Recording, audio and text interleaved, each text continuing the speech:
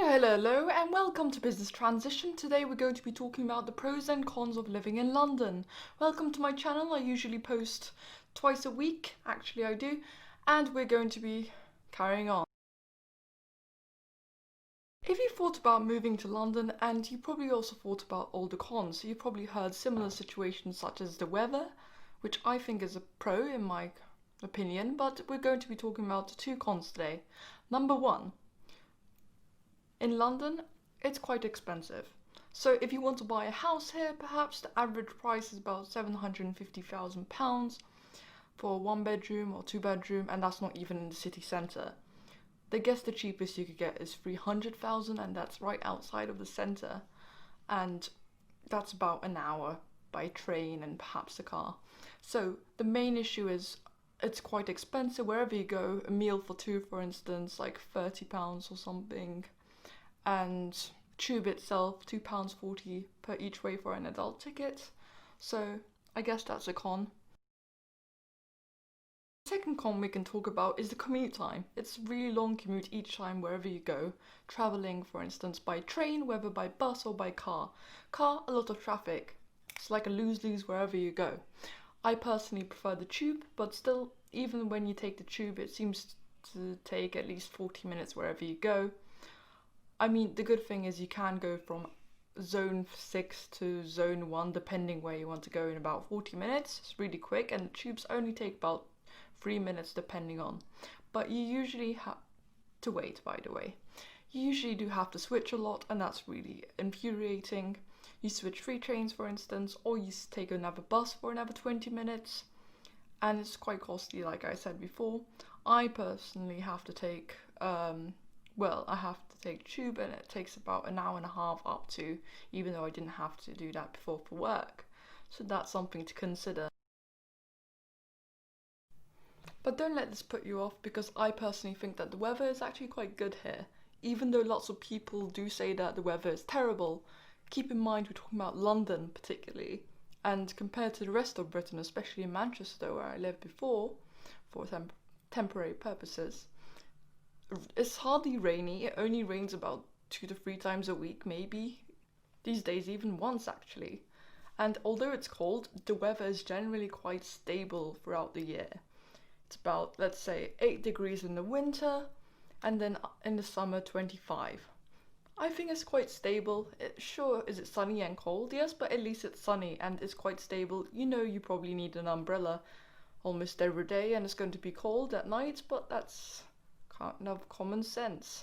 Whereas when I was in Manchester, it used to rain twice a day, pretty much every day, or 6 times a week. One day of sun for an hour. Wow, that was amazing.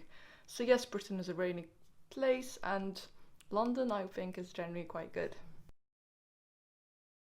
Another con that many people don't quite consider before moving to London perhaps, and even those who live in London, is it's really hard to move up. This is career-wise, and many I know that immigrate into this country, well, city and the country itself, they think that if they have a job elsewhere, it's going to be a lot easier to move up, and the salary is going to be a lot higher. And for the most part, this is true. It's possible, and the salary is a lot higher, as well as living costs. But it's one thing you should be considering, perhaps, is that there are thousands of people, more than thousands, obviously. There's so many people who are doing the same thing, and with more opportunities comes more competition, so it's highly unlikely that that's going to happen anytime soon. And pretty much the average house buyer here is about 30 years old compared to 26 elsewhere, for instance. It's hardly probable, so it's just a warning if you would like to move up in your career ladder. However, if you do want like a minimum wage job, then you're in luck. But when it comes to the top levels, then I think it's only those who went to Oxford and Cambridge perhaps. Pro I would like to argue, cons aside, is overall I do love London, and it's a very diverse city. It's very multicultural, unlike the rest of the UK, Manchester and Birmingham side, and foreigners and tourists are generally quite welcome here. You don't really need to learn the language. Well, you do, but people understand that it's not likely, and that you are learning your own time.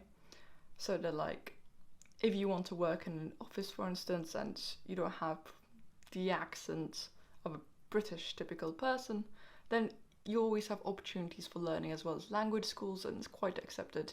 If you also want to go to your local takeaway, for instance, you have Indian, for instance, Italian,